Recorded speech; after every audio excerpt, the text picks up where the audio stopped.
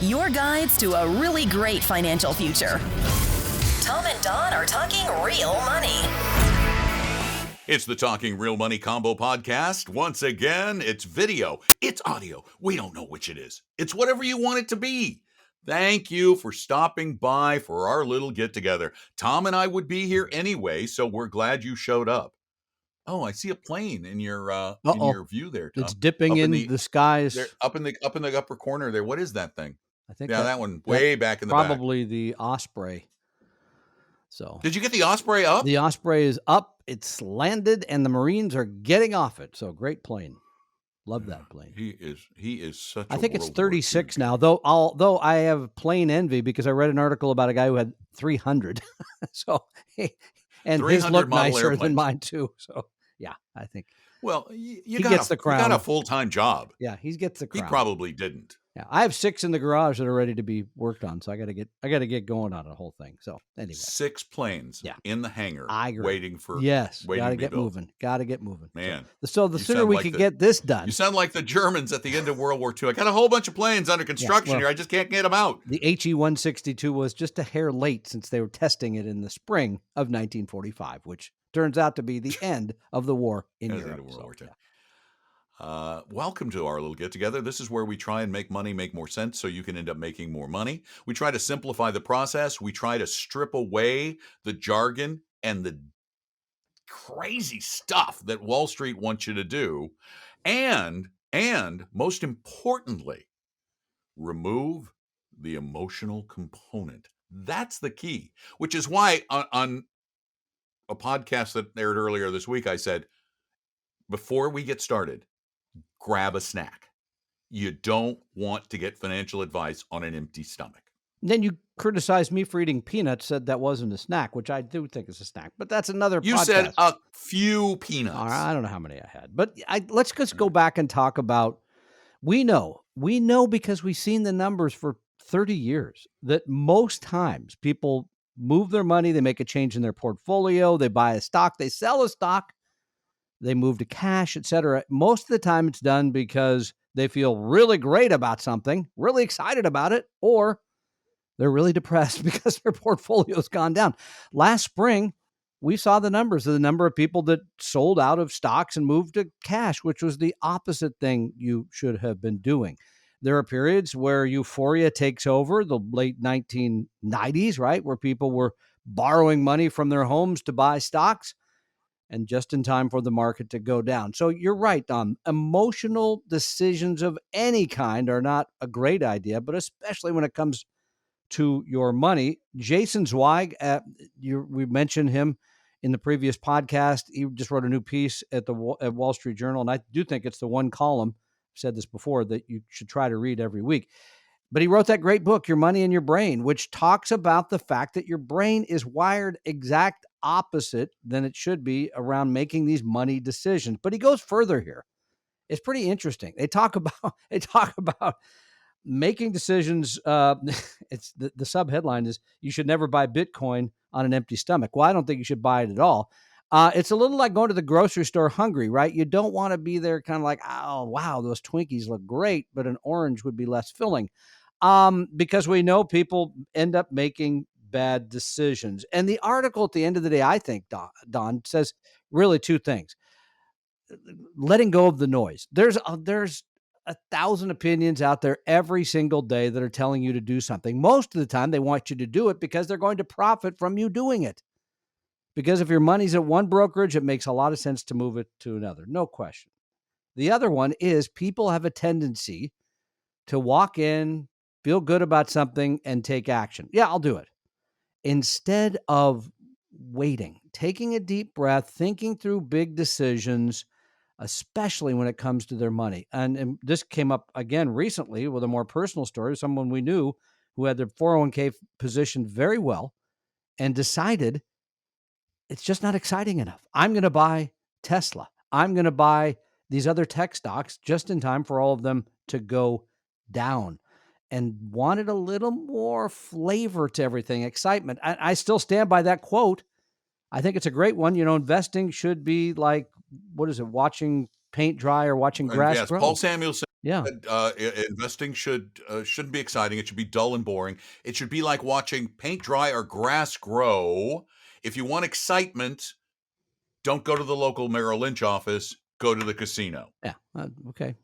You can go to either. You get excitement either place, probably. But No, you're going to get no. I disagree. If you're looking for action, I see. I want action from my money. You don't go to your broker where they're gonna make a lot of money like a casino, but you're not gonna have any fun doing it. Oh, that's true. At least if you go to Vegas, you have fun losing your money. And then there's the whole alcohol. They don't serve that much alcohol at Merrill Lynch, probably. So I'm telling you, scotches that joy. this is my casino strategy, and it has worked 100% of the time. I never lose money in a casino. Because Never. I have a perfect track record for never losing money because I set aside a certain amount of money, whether it's $20 or $40 for the evening. I go with my wife or friends. We sit at the bar where they have poker, the little machines where you punch the buttons and Yeah. play machine poker. And I get a couple of rolls of quarters. And I never play more than a quarter per hand, ever. Because you got to keep playing to keep drinking. And then I get my beer and I play and I get a beer and we have conversation. We talk in between rounds. We compare each other's hands. Oh, look, okay. Have a great deal of fun for a couple hours. We drink. If we end up spending the whole $40, we got $40 worth of drinks. One time in Reno, I was up $72 over my $40 at the end of an evening. So I've won a couple of times and I've never, ever lost. It is the perfect strategy. yeah, And it's fun. Yeah, I love that. And as a guy who's not been to casinos very much, again, I think it's what Nor me. what Jason's really telling you is don't let people get you excited about things. Don't let people pitch you things that feel great, or don't pay attention to the media that makes you feel either great or down, because those things will push you into making bad decisions. So yeah, I like the full stomach idea. I like the don't sneak down late at night to trade markets, which I know people have done. Some people do. They do that. That's no different than sneaking down and probably having something to eat at the wrong time of day as well. So I think it's good advice. Yeah.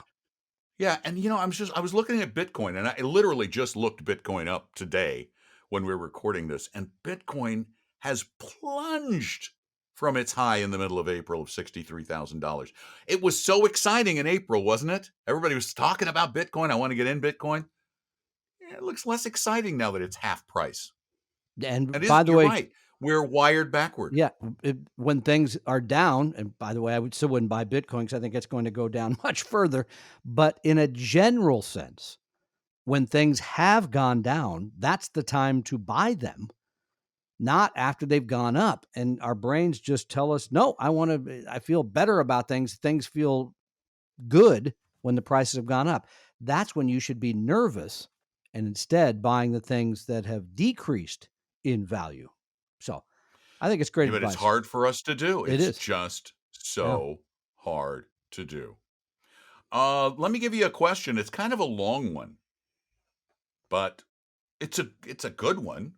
It's going to apply to Washington, which means I probably should give it to you on the weekend, but Washington yeah, I should. State? Yeah. It's about the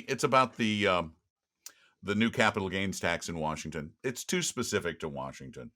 So we're gonna It does. skip If that it's one. the We're gonna person grab who asked another one. about whether it applies to real estate, the answer is yes, it does apply to real estate.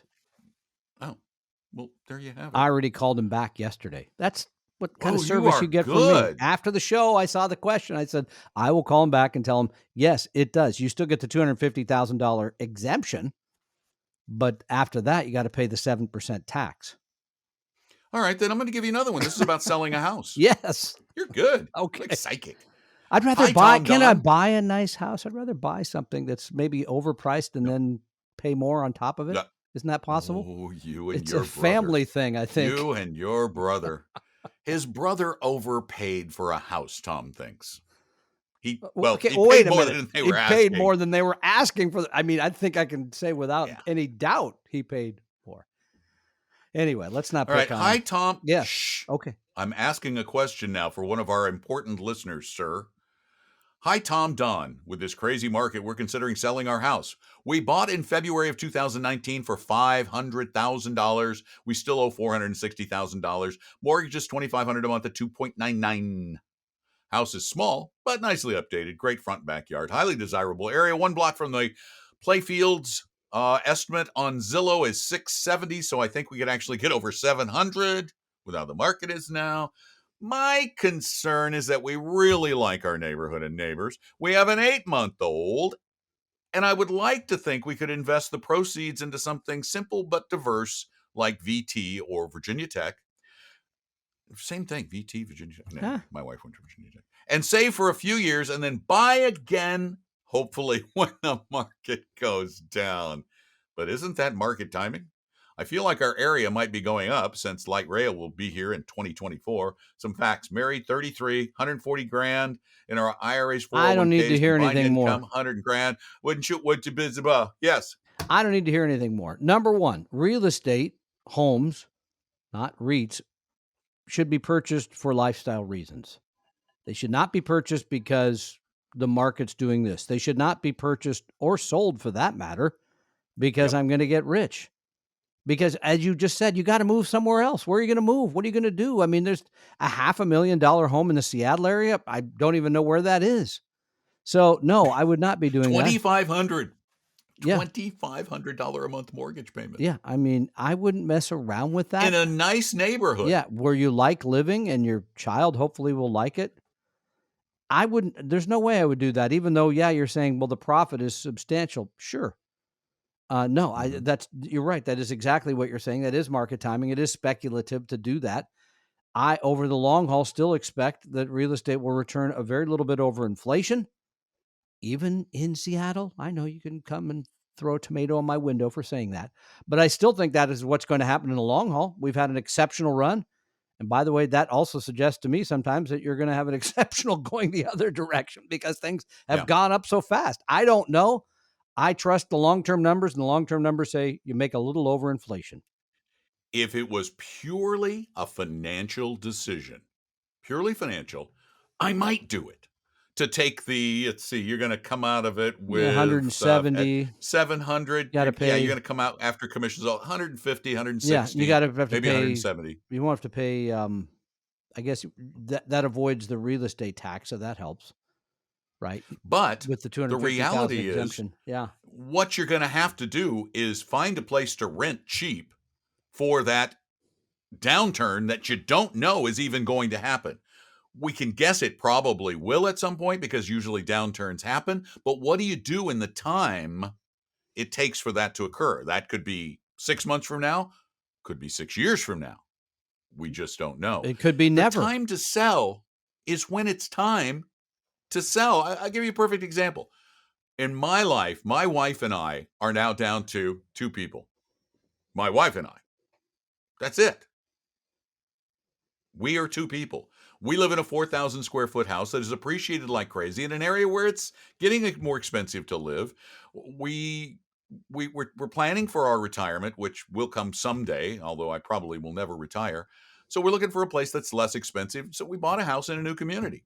We are getting our house on the market this week, by the way. Now you said it publicly, we're going to hold you to it. Does the cough designate? Is that like a crossing your fingers or something? Just asking. Excuse me. No, I no. The cough is actually that's the signal. They set fire to the back porch. Will never let go. I hate those.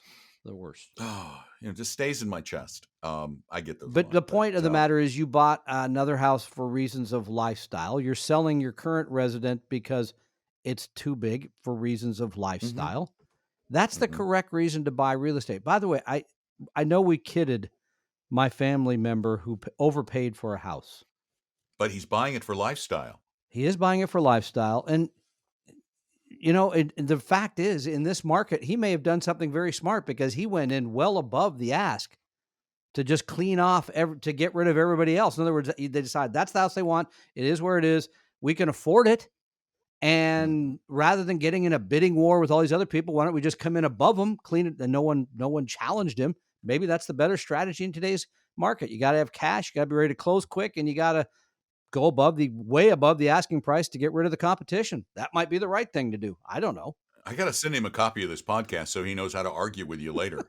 He's going to need Since it you this just week. did it for him, you can make a comment and he could play back the podcast. No, Yes, you said but- earlier. Here's what you said on the podcast. Yeah, here's what you said. So it's just a lousy time. It's a lousy time to be buying real estate. That's the bottom line. And by the way, it's in smaller places and bigger places. There was a piece in the Wall Street Journal last week talking about smaller communities that are rocketing up. And I know someone just moved to Walla Walla that said their house is up by 25% in the last 2 years. So even those places are going up. Let me tell you my gut, which is based on emotion. So it's worthless. It's totally worthless. But if you read some of the most recent demographic information, particularly post-COVID, there is a baby bust globally. And there's been a trend, a longer term trend toward fewer births. Yeah. And I want to tell you, there's one thing about real estate. Real estate does not, in and of itself, grow more valuable as much as we're accustomed to it doing so. And most of that is because of the leverage that we make the big killings on real estate. It's because we borrow money. But the reality is, if we have a demographic situation where there are fewer buyers and a supply of existing real estate, we could enter a long period. We could, a very long period of real estate not appreciating at all. And that goes back to what we talked. I will say in defense of people that have the other side of the argument that young people today are waiting longer to set up households. And so there is some suggestion that they will eventually start buying house.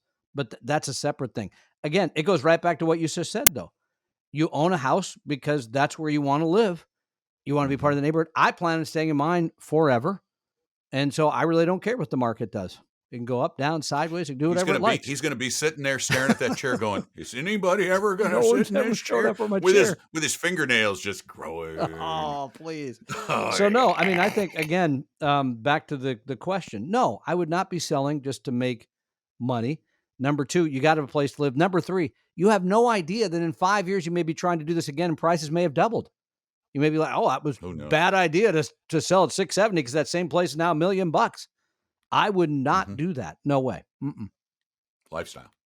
All right. Oh, and one more interesting real estate anecdote too. Smaller houses, I believe, are probably going to be the more valuable asset going forward. I noticed in our little town here, we have a number of houses that are in the 1,500 to 2,000 square foot range that are similar quality to the 3,500 to 4,000 square foot houses, but the small ones are going for 300 a square foot, while the bigger ones are going in the 230, 240 a square foot range. Interesting. So people with smaller houses are getting more money for their house, basically, because there's more demand for the littler houses. You start getting in the 300s, you're getting up to us big people here in the Northwest that make like exactly, and that's in Florida. Yeah, could all fall in a sinkhole soon. So I worry more about being eaten by gators. What about the hurricanes? They're prolific. Oh yeah, and hurricanes. You know, that's the other reason I want to get out of here. I am so tired of hurricanes. Just tired of them. Didn't want to tell you, but if you open that door, no, don't open the door. Okay. Yeah, there's like Anna already. I know. We have a named storm already. And isn't it like May? I mean, come on. I got to go. You're out of there. All right. Hey, thank you all I got to go. Thank you for being a part of the podcast. Not only do I have to go, Tom has to go, you have to go. Get the heck out of here. But thanks for listening and spread the word. Oh, and by the by, if you have questions, call them in at 855-935-TALK or send them in at talkingrealmoney.com. You can type them or speak them. And if you need buckets of help, Tom and his merry band of people with letter designations behind their names, no one in the chair, are there to help you with a absolutely free meeting, no obligation, no sales pitch, period. We've helped a lot of people that way. Go to vestory.com, vestory.com, and set up a meeting. That's it. It's easy. And they're nice, and they're fiduciaries, and they're not sales pitchy people because guess what? They don't work on commission. Easy peasy, lemon squeezy. See you I don't know later, where that came from. alligator. Alligator. In a I'm while, going to go out and check if they're any in crocodile. the yard. Okay. Thank you all for being there. I'm Don. That's Tom. We talk real money. We hope you realize that the information provided on Talking Real Money is for educational and hopefully enjoyable purposes only. Providing personalized financial planning or investing advice takes time, so please consult with a really good fee-only fiduciary investment, tax, or legal advisor. We know a good one. Investing must always involve risk. In other words, you can and probably will lose money at times. Also, as much as you want it, no one can accurately and consistently predict the future. So past performance doesn't tell you a darn thing about what the future will bring. Unlike many other programs that say something similar, Talking Real Money is not trying to get you to buy or sell any financial products or securities. Instead, the program is provided as a public service by Vestry, a fee-only registered investment advisor. Thanks for listening, and please visit talkingrealmoney.com for more information and disclosures. Are we done now?